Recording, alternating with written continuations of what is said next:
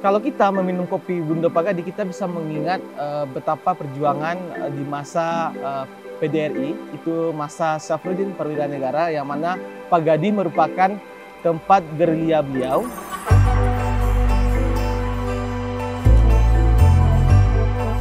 Pagadi, Palupuah Kabupaten Agam, Sumatera Barat. Negara ini lebih dikenal dengan sejarah panjang perlintasan pejuang, masa Perang Padri hingga era penjajahan Belanda. Di antara Bukit Barisan dan Bukit Batu itu, ada jalan yang menghubungkan Pagadi dengan Nagari Koto Tinggi Kabupaten 50 Kota, sebagai dua nagari dengan semangat perjuangan yang besar. Perjuangan yang juga menyimpan riwayat panjang kisah pasang surut tanaman kopi yang pernah berjaya ratusan tahun yang lalu di nagari ini. Kejayaan itu ingin diulang kembali.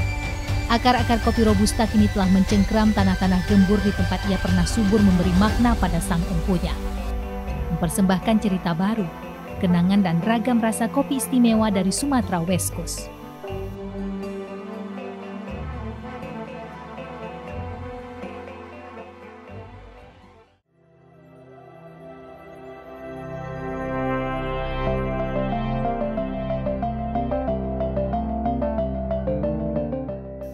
Di antara pagi, siang dan malam dengan hiruk-pikuk dunia, secangkir kopi adalah jeda yang paling indah. Setiap cara menyeduhnya adalah eksperimen. Biji ditakar lalu digiling hingga jadi bubuk.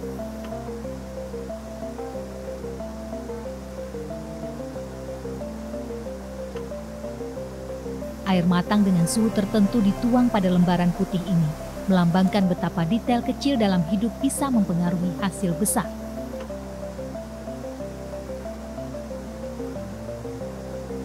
Kopi mengingatkan saya bahwa kesederhanaan pun bisa jadi begitu berharga, apalagi saat berada di bentangan alam dengan kesegaran O2.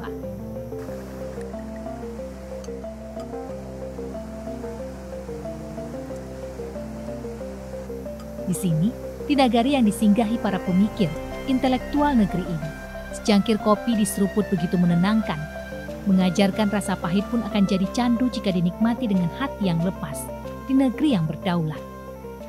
Kalau kita meminum kopi Bundo Pagadi, kita bisa mengingat betapa perjuangan di masa PDRI, itu masa Syafruddin Perwira Negara, yang mana Pagadi merupakan tempat gerilya beliau untuk mempertahankan kemerdekaan Republik Indonesia, dan beliau pernah ngopi di Pagadi, dan beliau pernah merasakan bagaimana hangatnya kopi Pagadi.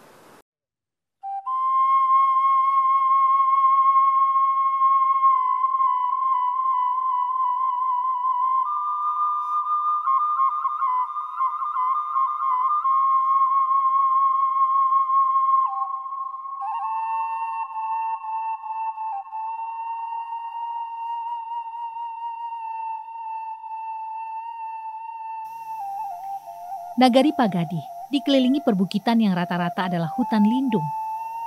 Hutan dijaga masyarakat guna penyeimbang ekosistem, menjaga ketersediaan air sepanjang tahun untuk mengairi ribuan hektar sawah warga. Sawah dan hutan sama-sama hijau.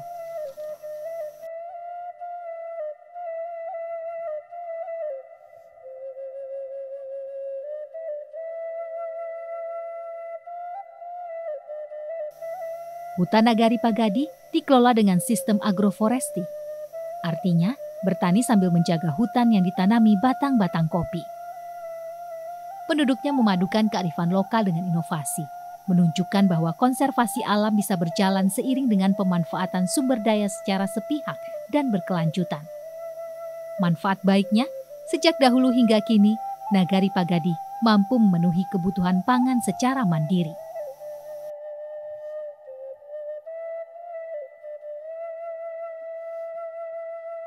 Setelah puluhan tahun berhenti dengan tanaman kopi, 2 tahun terakhir dataran tinggi Nagari Pagadi Agam, Sumatera Barat kembali ditumbuhi tanaman kopi baru.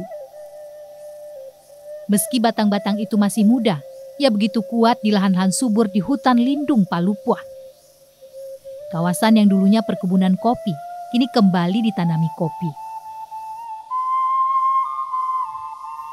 Bukit Bule di Jorong Bateh Gadang ini salah satunya, telah ditanami Onri Datuanan Gadang atau biasa dipanggil Inyak Gadang, 1.800 batang kopi.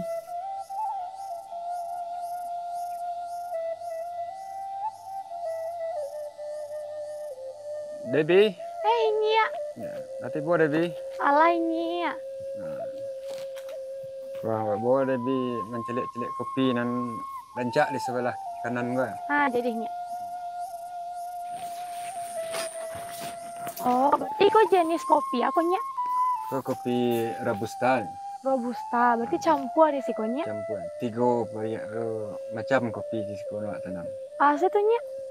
3 rarutang, kopi gaya Aceh, jo semua Robusta. Kira-kira ikulah baral umurnya kok Nyak? 2 tahun umurnya kok. 2 tahun. 2 tahun.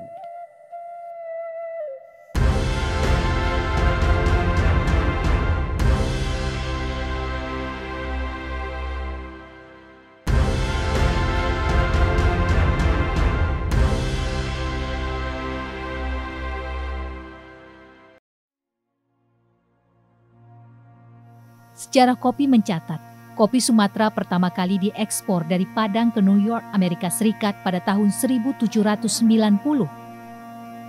Kopi sudah tumbuh di dataran tinggi Sumatera Barat jauh sebelum Belanda masuk ke kawasan Ranah Minang di tahun 1821. Namun sayangnya, tak ada bukti sejarah yang dapat memastikan kapan persisnya tanaman kopi yang dibawa oleh para haji dari Makkah itu mulai ditanam di Minangkabau. Bukti-bukti menunjukkan dulunya penanaman kopi di Sumatera Barat paling awal dan paling giat dikerjakan di daerah pegunungan Agam bagian timur, barat daya, dan utara. Nagari Pagadi yang berada di ujung utara Agam punya bukti kuat nagari ini punya banyak kebun yang ditumbuhi kopi di era tahun 1889.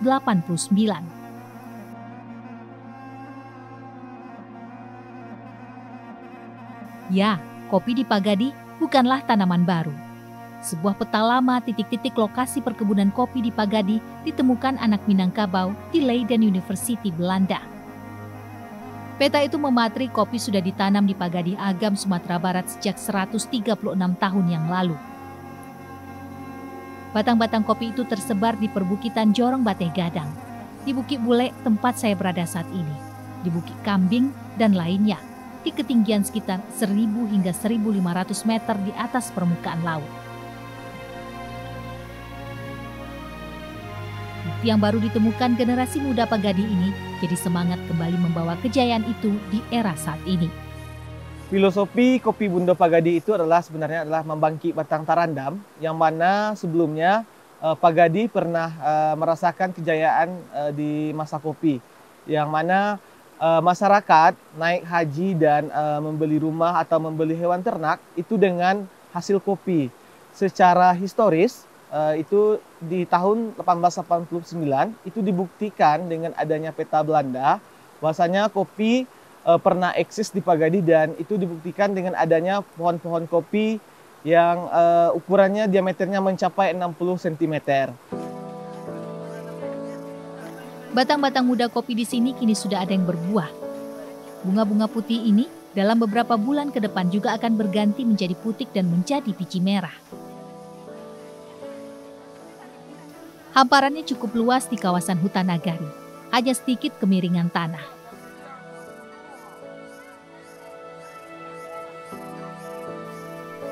Selain bertanam untuk mendapatkan hasil terbaik, lahan ini juga menjadi tempat penelitian petani terhadap 3 jenis kopi yang ditanam di ketinggian 1.235 meter di atas permukaan laut atau MDPL. Kopi Robusta Situjah, kopi Arabica Sigaran Utang, dan kopi Gayo Aceh.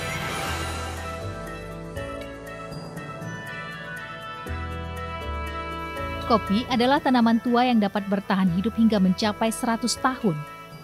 Menelusuri jejak sejarah, merujuk pada peta lama Belanda itu, petani kopi Pagadi menemukan satu persatu peninggalan kejayaan kopi pada masa itu. Batang-batang tua kopi ditemukan di beberapa tempat. Jadi beberapa kopi tua di Pagadi itu tersebar di beberapa jorong yang ada di Nagari Pagadi. Ya. Jadi ini ada salah satu kopi tuo yang ada di Nagari Pagadi, itu berada di Jorong Bate Gadang. Dengan varietas kopi ini robusta, dan kira-kira ini sudah berumur 80 tahun. Oh gitu. Ini masih berbuah, Bang? Ini masih berbuah, dan beberapa titik kopi tuo yang ada di Nagari Pagadi itu dibuktikan dengan adanya peta Belanda yang kami coba cari dengan kawan-kawan NGO untuk bisa menentukan titik koordinat kopi-kopi tuo yang ada di Nagari Pagadi. Oh, jadi begitu, Bi. Ini lumayan tinggi ya, Bang? Ya, tinggi, dan juga ini diameternya kira-kira udah 65 cm kalau kita ukur dengan dengan alat ukur gitu. Kira-kira 65 cm udah ada ini diameternya.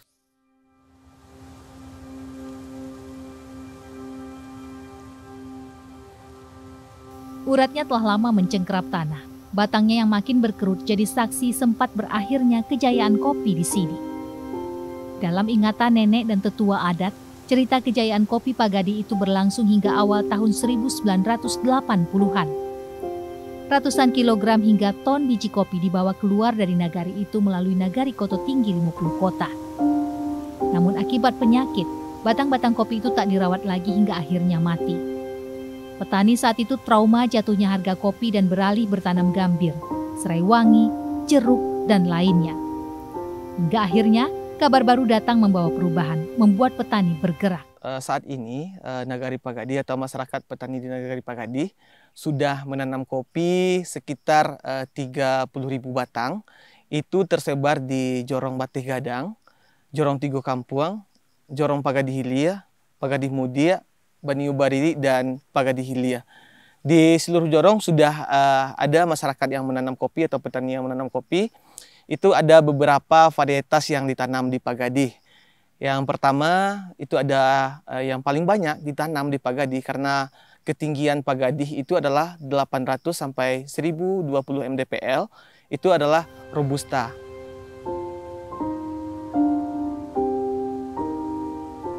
Di Nagari Bundo Kanduang, peran perempuan melingkupi banyak hal, termasuk dalam hal kemandirian dan ketangguhan menopang keluarga.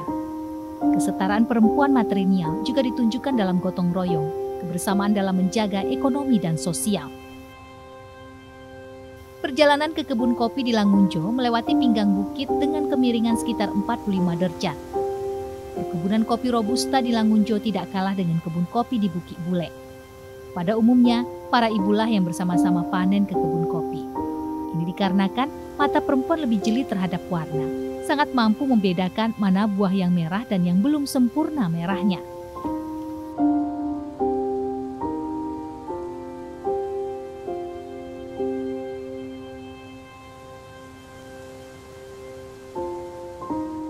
Ada 400 batang kopi muda di sini dan sudah mulai panen sejak beberapa bulan lalu.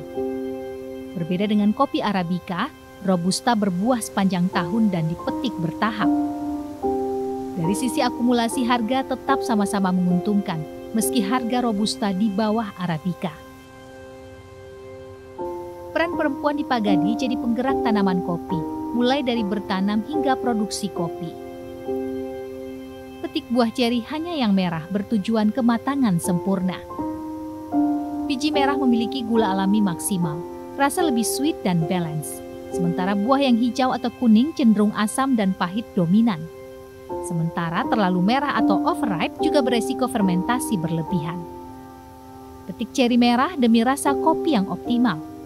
Panen kopi asalan atau masih cenderung hijau atau belum matang sempurna akan berakhir dengan kopi kualitas rendah, atau ada juga yang menyebutnya kopi sampah.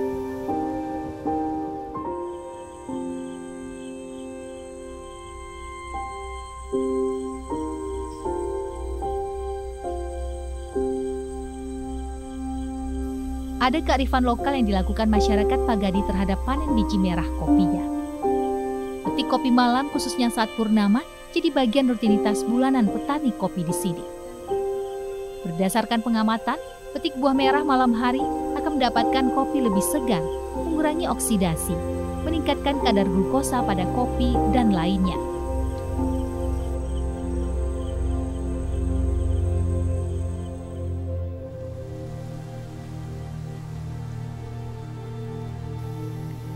Kelompok Usaha Perhutanan Sosial KUPS Agroforestry Alam Merdeka sejak awal mengembangkan budidaya kopi dengan sistem agroforestry. Seleksi mulai dari benih hingga biji. Petani kopi yang tergabung dalam kelompok ini tidak membeli bibit, tapi membuat bibit sendiri. Pola tanam ini tidak hanya menghasilkan kopi berkualitas tinggi, tapi juga menjaga biodiversitas dan kesuburan tanah. Bibit harus berasal dari buah merah yang bagus, tidak boleh rusak.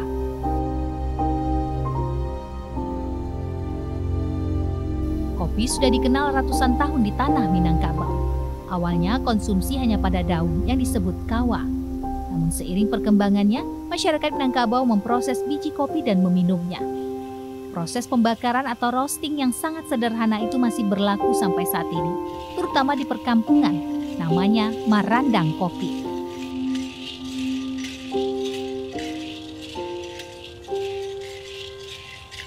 Mereka yang sudah terbiasa dengan cara tradisional ini meyakini cara ini lebih efektif menghasilkan rasa yang nikmat menurut lidah mereka.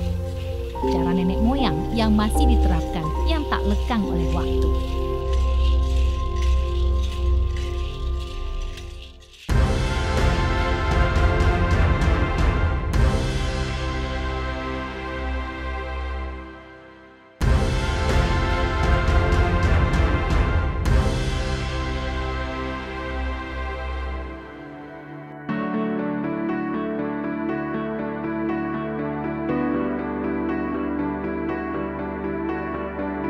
Topografi daerah yang dikelilingi perbukitan membuat Nagari Pagadi sulit diakses dan cenderung terisolir. Keadaan terpencil inilah yang menjadi alasan mengapa Nagari Pagadi dulunya dipilih jadi salah satu basis perjuangan PDRI, tempat persembunyian pejuang dari serangan musuh. Meski jauh di ujung utara Agam, Nagari Pagadi punya masa depan yang cerah dengan buah merah kopi. Karena buah merah akan membawa hasil yang optimal dari secangkir kopi. Semua biji kopi merah Pagadi yang sudah dipetik akan terkumpul di rumah produksi kopi Bundo Pagadi.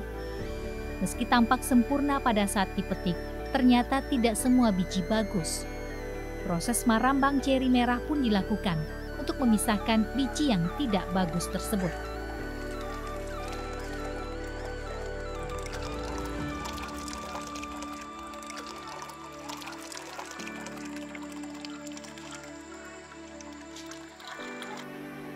Biji kopi yang tidak bagus akan mengambang di atas air. Biji ini biasanya akan diolah menjadi kopi asalan.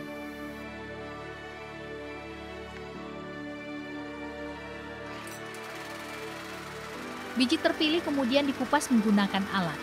Proses ini disebut pulper.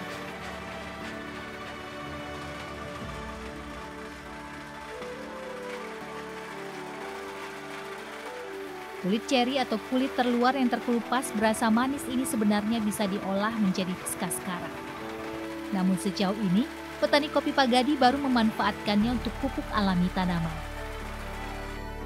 Proses pemisahan biji dari kulitnya ini akan dilanjutkan di rumah plastik UV. Rumah ini bisa menahan panas hingga biji kopi yang dijemur terjaga stabilitas rasanya.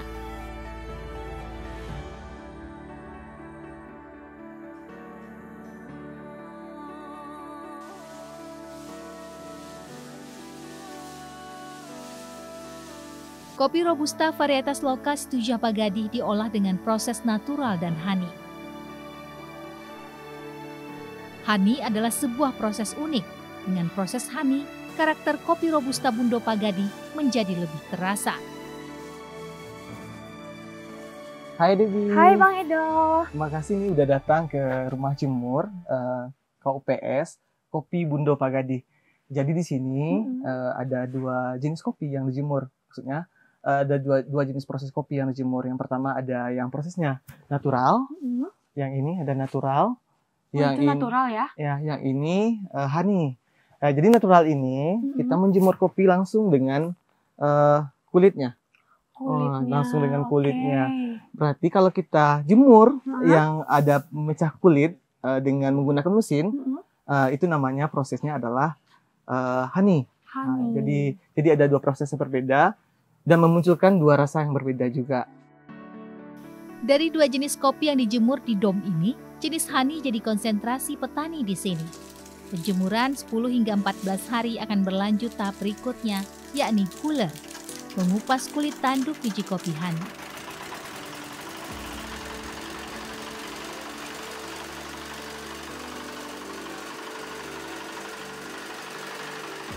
Pengupasan dilakukan 2 kali agar benar-benar lepas.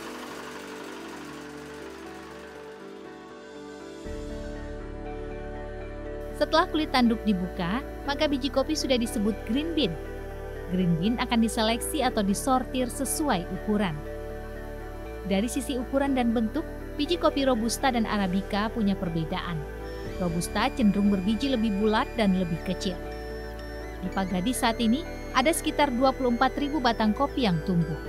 Kemampuan panen petani kopi Pagadi per minggunya buah merah 100-140 kg. 5 kg buah merah akan menjadi 1 kg green bean. Oke. Jadi, Debbie, ini kan ada 4 kotak. Ini kotak ini ada kayak lubang. Jadi lubang ini kalau yang kecil dia akan jatuh ke bawah dan yang besar akan tinggal di atas. Ada 4 ukuran atau 4 size nanti kopi kita. Jadi yang size yang besar, setelah yang besar ini kalau kita pisah lagi yang defectnya itu akan menjadi fine robusta. Kalau dia ada sedikit cacat, itu bisa kita jadikan, misalnya ada lubang sedikit dari kopi kita, itu bisa kita jadikan premium. Tetapi kalau dia pecah, hitam, itu jatuhnya kepada asalan. Jadi ada 3 kualitas kopi green bean yang bisa kita lakukan dalam proses penyortiran ini. Dan itu menentukan juga harga jual. Kalau dia fine robusta, itu harga jualnya akan lebih tinggi daripada premium. Dan premium juga akan lebih tinggi daripada yang asalan. Aroma harum kopi menyeruak di rumah produksi kopi Bundo Pagadi. Green bean kopi Robusta dari hutan lindung Pagadi ini saat ini sedang berada dalam tahap roasting. Tahapan ini memerlukan pemantauan, khususnya besarnya api yang dijaga konsisten dalam durasi sekitar 20 menit.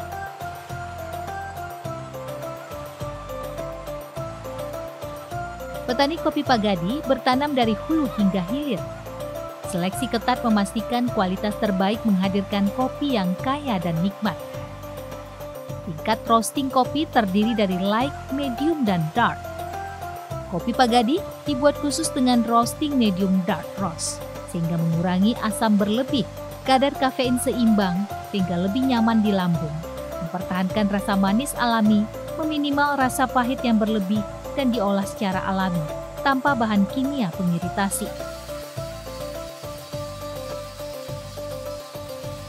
Proses kopi Bundo Pagadi dilakukan dengan manual dan hati-hati.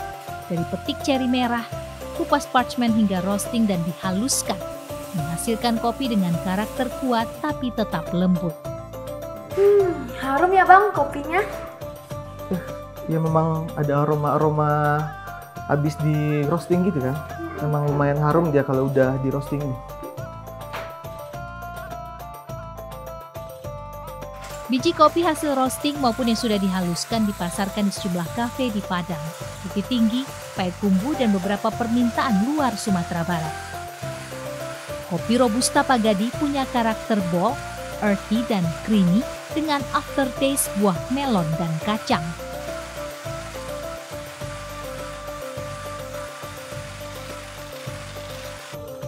Pengemasan salah satu poin penting dalam penjualan sebuah produk, tidak terkecuali kopi Bundo Pagadi.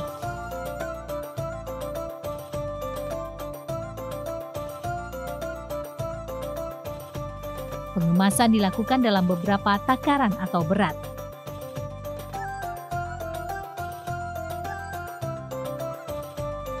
Bangkitnya kopi Pagadi menandai bagaimana perjuangan dahulu akan diteruskan saat ini berbentuk kemakmuran nagari yang semakin dikenal di luar sana dengan kopi spesialnya.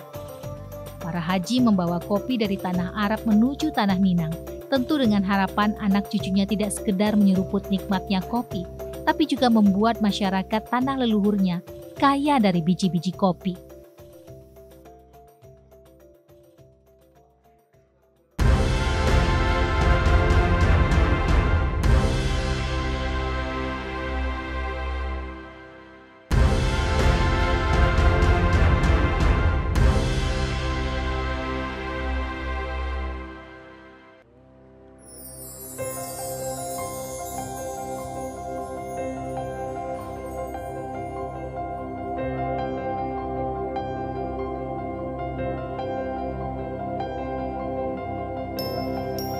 Perdagangan kopi masih menempati 3 besar dalam perdagangan komoditi perkebunan dunia.